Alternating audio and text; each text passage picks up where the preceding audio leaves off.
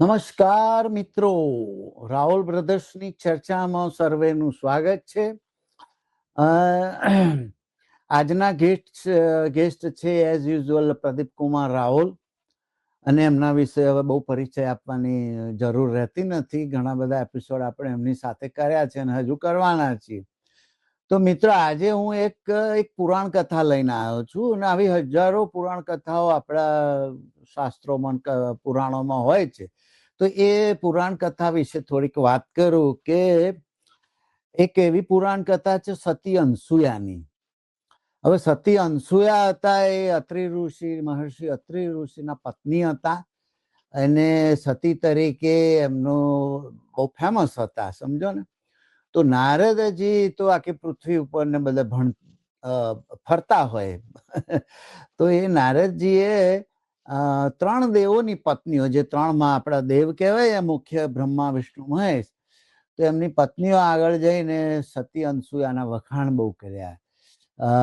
લક્ષ્મીજી, સરસ્વતીજી અને પાર્વતીજીની આગળ જઈને એમણે વખાણ બહુ કર્યા.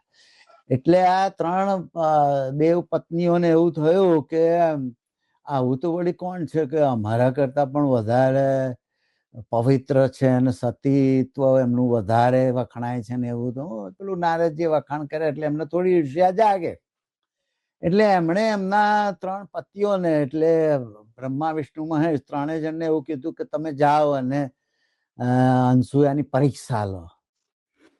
હવે સ્ત્રી હઠ આગળ આમ તો બધાને ઝૂકી જવું પડતું હોય, એટલે ત્રણેય દેવો ગયા પુરુષ વેશમાં, પેલા શું કહેવાય બ્રાહ્મણના વેશમાં કે સંન્યાસી વેશમાં, જે રીતે ગવાય તે ગયા.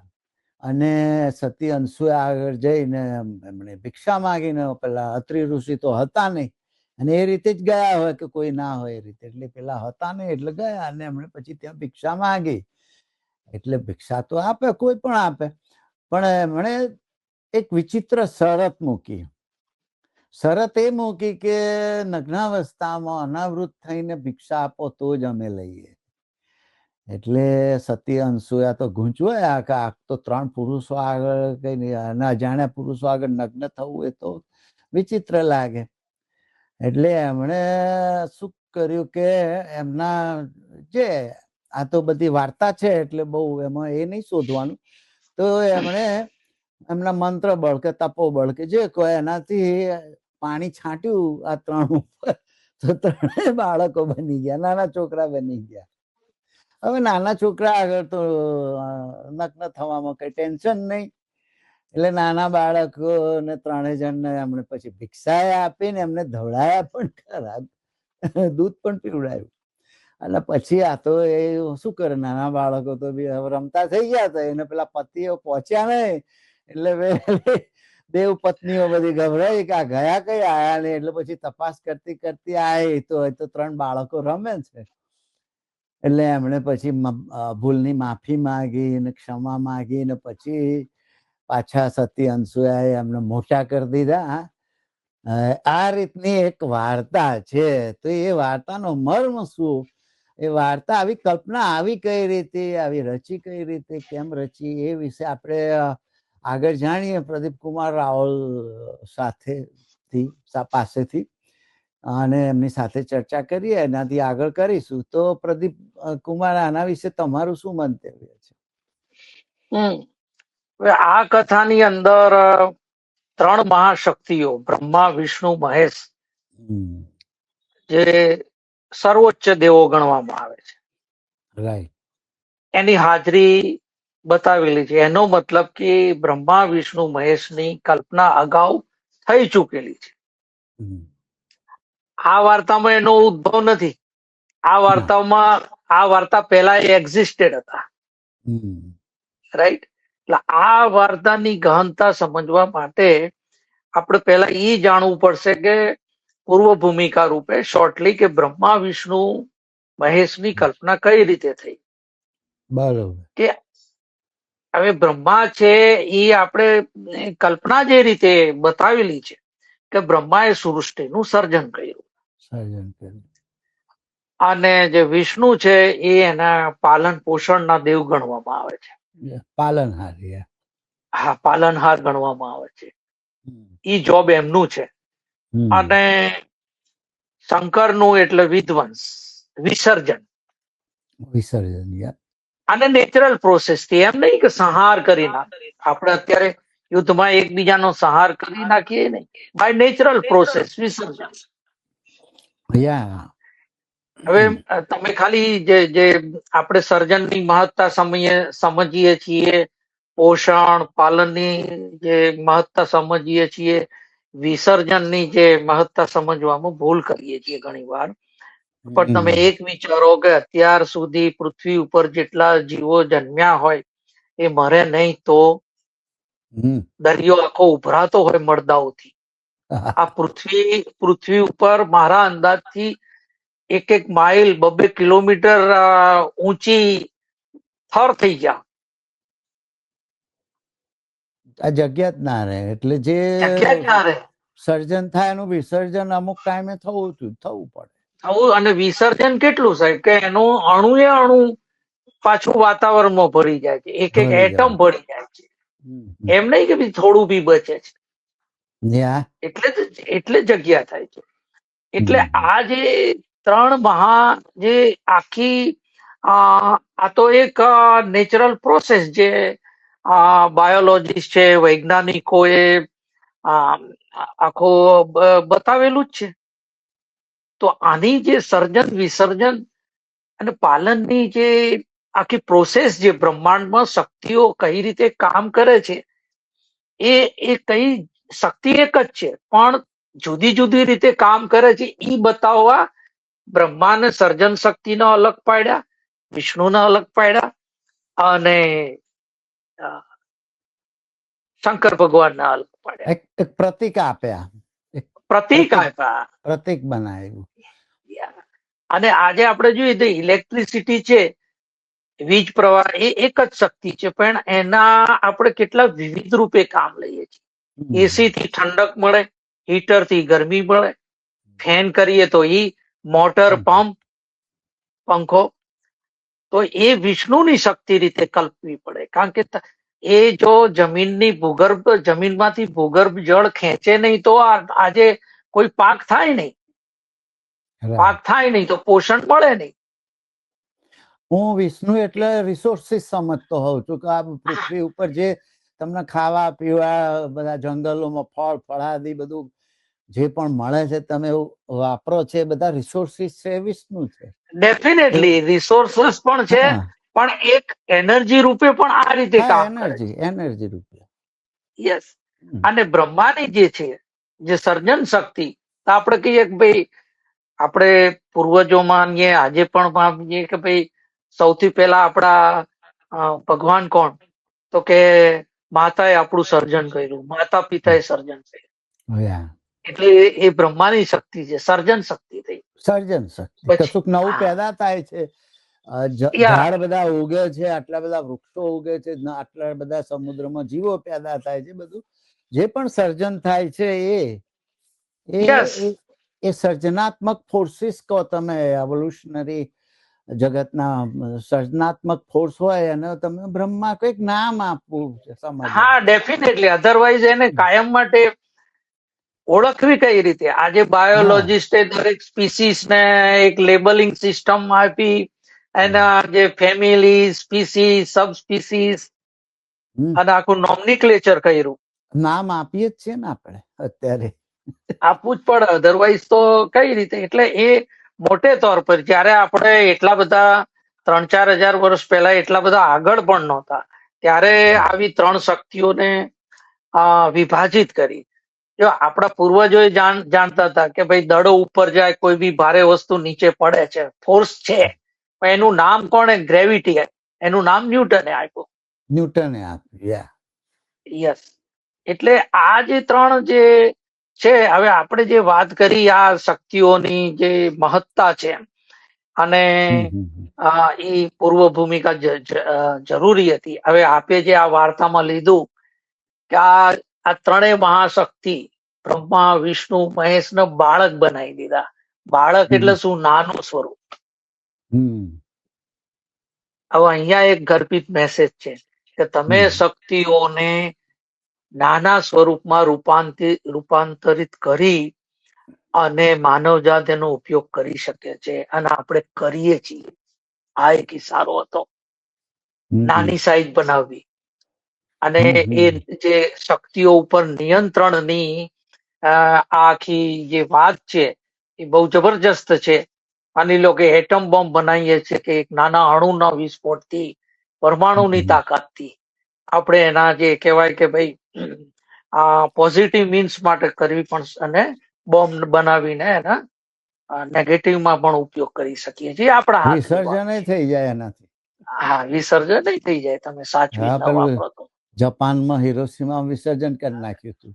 હા, અત્યારે એ જ એટોમિક શક્તિથી વીજળી બધું ઉત્પન્ન થાય છે અને બધું બહુ હા, કામ પણ સારું થઈ શકે.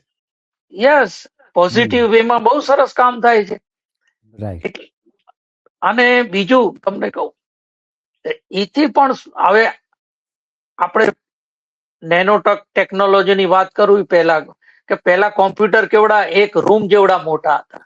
અરે બહુ મોટા. પછી રેડિયો આવડા મોટા હતા. રેડિયો બહુ મોટા વાલ પછી મોબાઈલ, રાઈટ. એટલે એ રીતે આપણે જે આઈસી ઇન્ટિગ્રેટેડ સર્કિટ માઇક્રોચિપ્સ ની શોધ કરી અને બધા ઉપકરણોને આપણે નાના કરતા થયા અને એ રીતે એ શક્તિનો આપણે ઉપયોગ કરતા થયા. અને આ એ જ બધી શક્તિ જે છે બ્રહ્મા વિષ્ણુ મહેશની જે કલ્પના કરી છે એ શક્તિ જે નથી અધર ધેન ધેટ, રાઈટ. હવે આપણે જે નેનો ટેકનોલોજીની વાત કરું તો મેડિકલ સાયન્સમાં ખૂબ જ ઉપયોગી થવાની છે. નાના રોબોટ્સ બનાવે છે કે જે મોલેક્યુલ લેવલે કેન્સરના સેલમાં જઈને દવા આપ્યા હોય બીજાને નુકસાન ના કરે. આ બધું પરીક્ષણના ક્ષેત્ર છે પણ ચોક્કસ થશે એમ. અને આપને ખ્યાલ આપું તો દાખલો આપું, મેં હમણાં જ વાંચ્યું કે કેનેડાની વોટરલુ યુનિવર્સિટીએ એક નાનો રોબોટ તૈયાર કર્યો છે કે એ કિડનીમાં જઈને પથરી તોડી નાખે. કોઈ જાતનું એ ના કરવું પડે, એને પથરી તોડીને બહાર કાઢી નાખે, રસાયણો છોડી. આવડો રોબોટ બનાવ્યો છે. હા, તો એ રીતે જો એવા નાના રોબોટ ક્રિએટ કરીને લોહીના ગઠ્ઠાને શરીરની અંદર પ્રવેશી નળીમાં, પાતળી નળીમાં જઈ લોહીના ગઠ્ઠાને દૂર કરી શકે છે.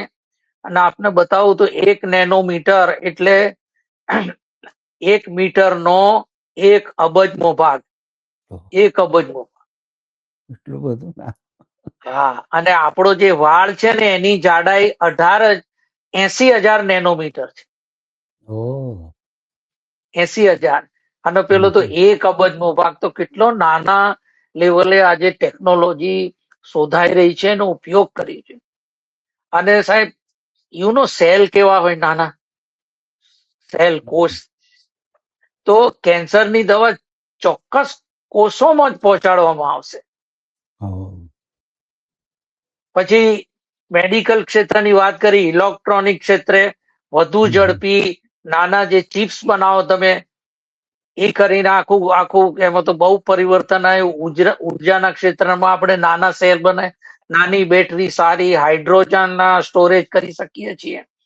પછી નેનો ફિલ્ટર્સ, નેનો ખાતર. અત્યારે આ ખૂબ જ પ્રગતિ થઈ રહી છે.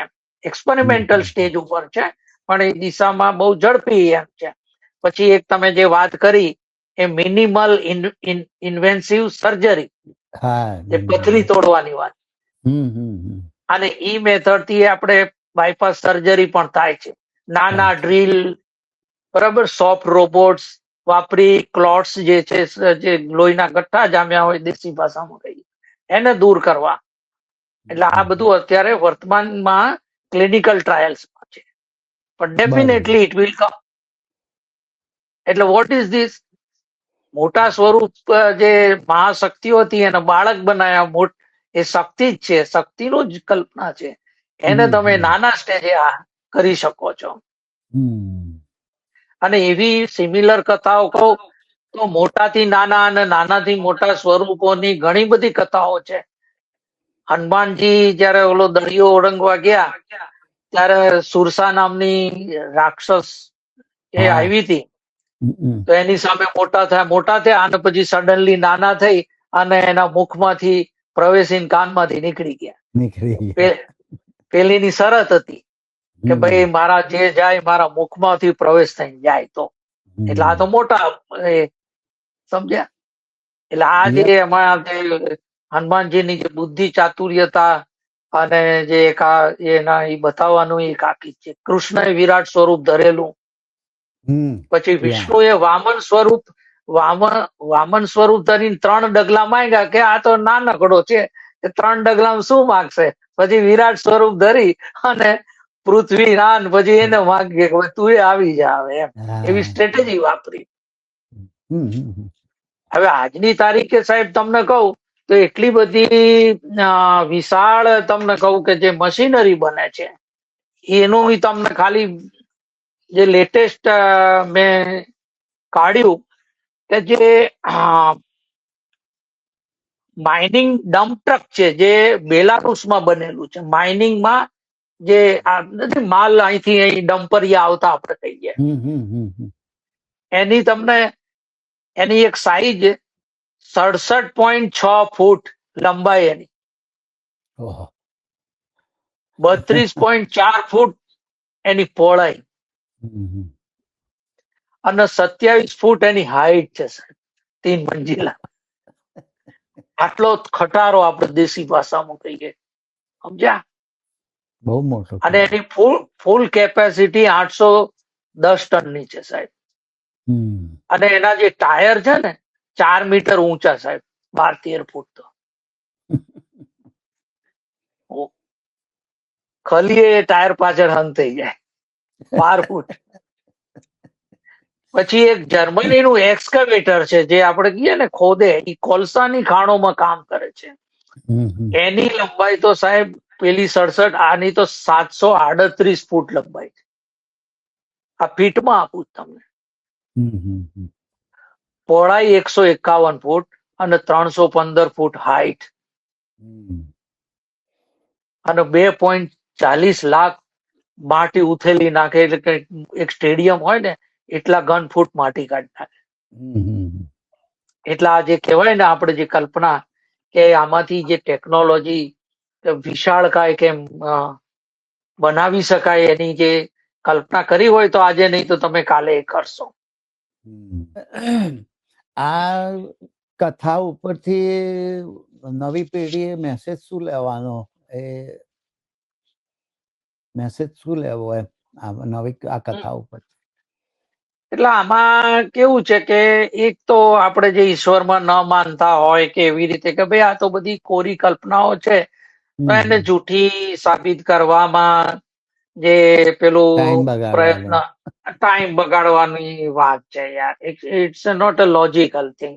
અને હું તો it's not a rational thing also કે ઈશ્વર છે નથી એ બધી શું તમામ પુરાણોને જે કહેવાય કે ભાઈ ખોટા સાબિત કરવામાં એની નહીં, પણ એમ કરીને શું કર્યું આપણે એને કોરાણે મૂકી દીધા, એને અડવું જ નહીં.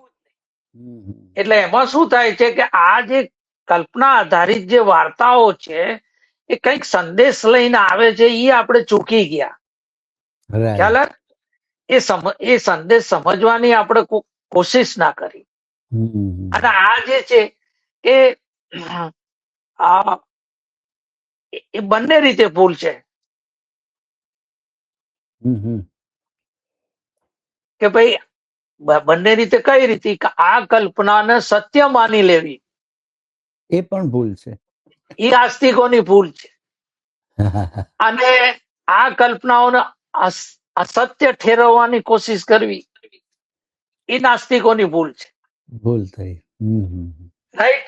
અને એના અને આપણે ગયા એપિસોડમાં કર્યું હતું કે આ જે બધી વાર્તાઓ, મિથ, એની રચના કઈ રીતે, how it help us to create Nations and countries and cities and all that. આ મિથ અને આજની તારીખે મિથનો ઉપયોગ કરીને કે ભાઈ અખંડ ભારત બનાના હૈ, હિન્દુ રાષ્ટ્ર બનાના હૈ, એમ કરીને કેવા બધી એનું બધું કામ ચાલતું હોય છે. નવા મિથ ઉભા કરે છે. હા, જે સમૂહોને જોડવા માટે એની એક મોટી એચિવમેન્ટ હતી. જ્યારે આમ સમુદાયની ભૂલ શું છે કે આ કાલ્પનિક કથાઓને સાહેબ સત્ય હકીકત માની અને પછી એ જ અટકી ગયા ભાઈ, પછી આગળ વધવાનું જ નથી એમ. બસ ઘંટડીઓ વગાડે રાખો. ખ્યાલ આવે તમને? રાઈટ. એટલે કાલ્પનિક કથાઓને સત્ય હકીકત માનીને એની પૂજા પાઠમાં પડી ગયા ને મંદિરો બનાવીને બેસી ગયા. સતી અનસુયાની પૂજા. હવે બીજું તમને કહું, એ કથા મેં વાત કરી, પણ પછી સતી અનસુયાએ ત્રણેય દેવો એમના ત્યાં પુત્ર તરીકે જન્મે એવું પણ માંગ્યું હતું. હા, એમાંથી એક દુર્વાસા થયા, એક કોણ થયું, દત્તાત્રેય થયા ને એક ચંદ્રમા થયા, એવું સમથિંગ છે. અને એમાંય પાછી જો એમાંય પાછી એમને સર્જન વિસર્જન ત્રણેય દત્તાત્રેય ત્રણેય જે શક્તિઓનો સમૂહ એવો પુત્ર માંગ્યો. એમાં ઇન્ટેલિજન્સ છે. તો આપણે શું કરવા માંડ્યા, આવી જે હજારો એમાં શું થયું, પૂજવા લાગ્યા એટલે પછી હજારો પ્રકારના કર્મકાંડો રચાઈ ગયા. બરાબર. હવે અહીંથી શું થઈ ગયું, એ કરો મગજ થઈ ગયું બંધ, અને અંધભક્તિ ચાલુ થઈ ગઈ. અને મૂળ વાત શું હતું કે સાહેબ, જે તે વખતે આટલો સાયન્ટિફિક પ્રોગ્રેસ નહોતો, એટલે આપણી જે તમામ જે કલ્પનાઓ હતી ને એને ધર્મ સાથે જોડી દેવામાં આવી. એટલે કઈક મેસેજ તો હતો જ એમાં. એટલે એમાં જે ધર્મ સાથે જોડીને, એટલે એમાં જે અવાસ્તવિકતાનું જે તત્વ છે એ સ્વીકારવા કોઈ તૈયાર ન થયું. એમ કે ભાઈ એ ખોટું ના હોય એમ. શિવજીએ માથું કાપ્યું, કાપી જ નાખ્યું, એમાં કોઈ બેમત નથી. અને જોડી દીધું તો એ સાચું જોડ્યું હોય એમાં. પણ એક કલ્પના છે એવું ના વિચાર્યું કે ભાઈ આ એક કલ્પના છે. એટલે આપણે શું છે એને કે એકવાર મોદી સાહેબ કહેતા હતા કે ભાઈ એ સમયે આપણે એ પ્લાસ્ટિક સર્જરી કરી ગણેશજીનું માથું શું છે, ભાઈ એથી આપણે પછી બંધ થઈ ગયા. આ કલ્પના એમ વિચાર્યું હોત કે આમાંથી આ આઈડિયા શીખવા જેવો છે તો આપણે એ કરતા થઈ ગયા હોત. ખ્યાલ આવ્યો? એટલે આ કારણોસર આપણે વૈજ્ઞાનિક રીતે સાહેબ બહુ પછાત રહી ગયા. અને તમામ અને હાલની પરિસ્થિતિ એવી છે કે તમામ દેશો ભારતને ધમકાવે છે સાહેબ, નો મિસયુઝ કરે. પાછું તકલીફ એ થઈ કે મોદીજીએ ડોક્ટરોની હાજરીમાં ડોક્ટરોની મીટિંગમાં આ વાત કરી અને બધા ડોક્ટરો તાળીઓ પાડતા હતા. એટલે થોડુંક જરા વધારે ખરાબ લાગ્યું પર્સનલી મને કે યાર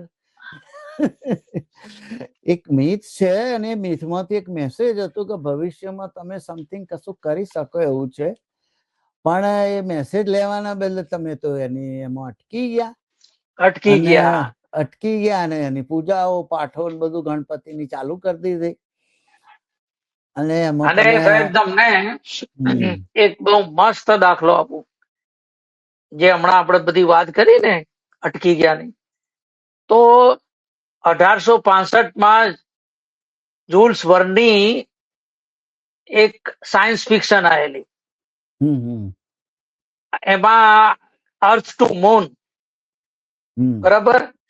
અને એમાં 1865 સાહેબ, એટલે એપોલો મિશન જે થયું મૂન ઉપર, એના 100 વર્ષ પહેલા કલ્પના કરેલી. હા, પણ એમાં ત્યારે એટલું સાયન્સ વિકસેલું હતું કે એમાં જે આર્ટિલરીના જે દારૂ ગોળા વાળા જે 4-5 માણસો હતા, આર્ટિલરી વિભાગના, મિલિટરીના, એ કથામાં એવું કે એમણે મૂન ઉપર જવા માટે એક પ્રોજેક્ટાઇલ બનાવ્યું. પ્રોજેક્ટાઇલ એટલે મિસાઇલ, રોકેટ જેવું, કે એમાં બેસી એને છોડવામાં આવે, આમ સમજ્યા? અચ્છા, એ બાબતમાં પાછી બધી જુલ્સ વર્ને ફિઝિક્સ પ્રમાણે ગણતરી બી કરેલી. બીજું કે અને કેલિફોર્નિયા બહુ સારું પડશે નજીક, તો કેલિફોર્નિયા બી સ્થળ નક્કી કર્યું. ખાલી એક વાત ધ્યાને નહોતી લીધી કે આ પ્રોજેક્ટાઇલ જશે તો ઘર્ષણથી બળી જશે. હા, પણ સાહેબ એમણે એસ્કેપ વેલોસિટી નું પણ ધ્યાન રાખેલું કે આટલી વેલોસિટી જોઈએ પેલા ગુરુત્વાકર્ષણ માંથી બહાર જવા. હા, હવે એટલે એ એક જે ઘર્ષણથી બળી મરાશે એ સિવાય સાહેબ જે એપોલો મિશન થયું એ કેલિફોર્નિયા થી જ થયું અને એસ્કેપ વેલોસિટી ની પણ ગણતરી કરવામાં આવી. 100 વર્ષ પછી એ કલ્પના સાચી પડી. કારણ કે એ લોકો એને એ કલ્પનામાંથી આગળ વિચાર્યું તો એ પછી ચંદ્રને દેવ બનાવીને પૂજવા નતા માંડ્યા એમ કે ભાઈ હનુમાનજી ઉડ્યા તો આપણે ઉડી શકીએ. વિમાન એ લોકોએ બનાવી નાખ્યા, રોકેટ એ લોકોએ બનાવી નાખ્યા.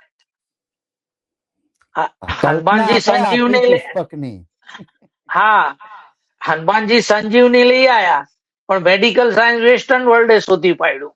હા આપણે તો કારણ કે આપણે કલ્પનાને સાચી માની બેસી ગયા. અને હકીકત શું થઈ કે આપણી જે કલ્પના રચવામાં તો કોઈ ભૂલ નથી. કારણ કે જે 4-5 હજાર વર્ષ પહેલા બધું થયું ત્યારે એટલું સાયન્સ ભાઈ નહોતું વિકસે એટલે એવો કોઈ આધાર નહોતો. એટલે આપણી કલ્પનાઓ છે ને સાહેબ પરીકથા જેવી લાગે. હા અને અત્યારે જે સાહેબ જે સાયન્સ ફિક્શન બધી સ્ટોરી બને છે કે કોમેટ આવે છે એને તોડી પાડો, એલિયન્સ ત્યાં જવું, પછી જે કહેવાય કે ટર્મિનેટર ને એ બધી જે અવતાર ને એ બધી બને છે તો એમાં સાયન્સ ભેગું જોડાયેલું હોય છે. મિક્સ કરે છે. કારણ કે સાયન્સ શોધાઈ ગયું છે, ત્યારે નહોતું. હા ત્યારે જો હોત તો ત્યારે વળી પાછું આપણે હનુમાનજીને રોકેટમાં બેસાડીને મોકલ્યા હોત, સમથિંગ લાઈક છે. આપણે પછી ડાયરેક્ટ ઉડાડી દીધા. અને એ પર્વત મોદીજીએ એવું કહ્યું હોત કે ભાઈ આપણા સુશ્રુત હતા એ પ્લાસ્ટિક સર્જરી કરતા હતા અને એ હકીકત છે. કારણ કે યુદ્ધમાં નાક ને બાક ને બધું કપાયું હોય ને તો એ કપાળની ચામડી ઉતારીને નાક ને બાક લગાવીને રિપેર કરતા હતા. અને એ વખતે જે ધારાધોરણ સર્જરી માટે જે મેન્યુઅલ એમણે ભણાયું હતું કે બધું ઉકાળવું પડે ને આ તેને તો એ હજુ એ બધું ઉકાળીને જ બધું વાપરવું પડે છે અને વપરાય છે. તો એવો કોઈ દાખલો આપ્યો તો સારું હતું. પણ એ સુશ્રુત સર્જરી પ્લાસ્ટિક સર્જરી કરતા હતા, નહોતા કરતા એવું નહીં. પણ ત્યાં પાછા અટકી ગયા બધા. એમના પછી બધા અટકી ગયા. બધા ખબર નહીં કેમ કર્મકાંડ ને આ બાવાઓની પૂજામાંથી જ દેશ ઊંચો ના આવ્યો. ને તો એવું નતું કે સાયન્સ આપણી જોડે બિલકુલ નતું. એવું તો હતું નહીં. એકથી જ તમે 0 નંબર શોધ્યા એ તો બહુ મોટી વાત હતી. ગણિતમાં માસ્ટર હતા. પાઈનું માપ પહેલી વાર ભારતમાં શોધાયું હતું પણ કોઈને ખબર નહોતી. એ બધી પણ પછી ખબર નહીં આર્યભટ્ટ થઈ ગયા ને. આર્યભટ્ટ હા. પછી જર્મન ગણિત શાસ્ત્રીના નામે પાઈનું માપ ચાલતું હતું પણ એના 200 વર્ષ પહેલા કેરળના માધવે શોધેલું. આ મેં બીબીસી ઉપર સાંભળ્યું હતું. બીબીસી ની રાઈટ તમે લખેલું છે. હા તો નતું એવું નહીં. એટલે ઘણી વાર એવું થાય કે 0 શોધીને આપણે 0 થઈ ગયા આગળ વધવાને બદલે. બહુ થઈ ગયું એમ. હવે આમાં પાછું એક સવાલ એવો જ થાય છે મને કે આમાં સ્ત્રીઓએ કેમ આવી પરીક્ષા આપવાની સતીત્વની ફલાણું ઢીકણું નહીં આલવાની એ વિશે શું કહેવું છે? એમાં તો એવું છે ને સાહેબ એ જે તે સમયના નોર્મ્સ હતા અને આજે બી સમાજ એમાંથી બહુ બહાર નથી નીકળ્યો. ઓનલી 5% નીકળ્યો છે. જે આપણો પુરુષ પ્રધાન જે પ્રણાલીઓ નહીં છે સ્ત્રીના પરીક્ષા એ સમયના નોર્મ્સ હતા. અને એ સમયના નોર્મ્સમાં પણ કંઈક આપણે શોધીએ થિંકિંગ કરીએ તો કે ભાઈ આ એમાં કોઈ વજૂદ છે કે નોરિસ બાયોલોજીસ્ટ છે બહુ સરસ. એમણે આ વાત કરેલી કે જે એક કપલ વચ્ચે બોન્ડિંગ બહુ હોવું જરૂરી છે. જો બોન્ડિંગ ના હોત કે પુરુષ શિકાર કરીને એને ખાતરી ન હોત કે ઘરે એ સ્ત્રી હશે તો એ આવે નહીં.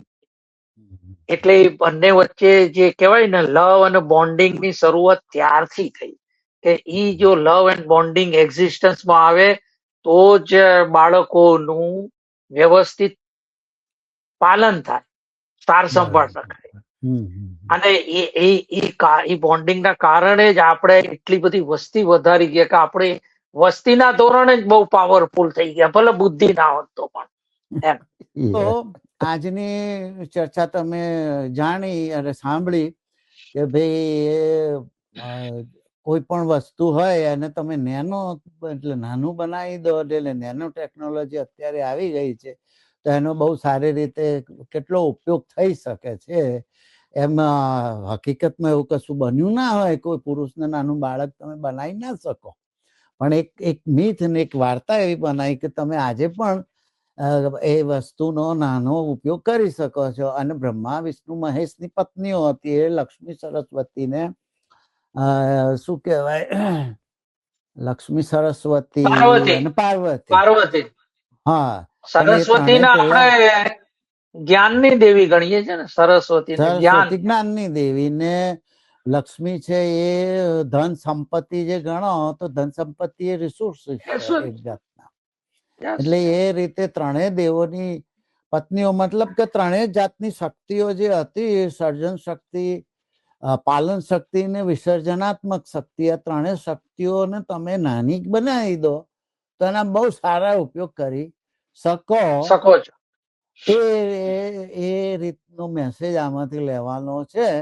એમાં બીજું સાચું ખોટું એવું બધી બહુ કલ્પના કરવાની જરૂર નથી, પણ એનો આ રીતે તમે મેસેજ લઈ શકો. હવે નવા એપિસોડમાં નવા વિષય સાથે અથવા નવી પાછી આવી કોઈ કથા સાથે મળીશું. તો આવજો. Bye bye. નમસ્કાર. નમસ્કાર.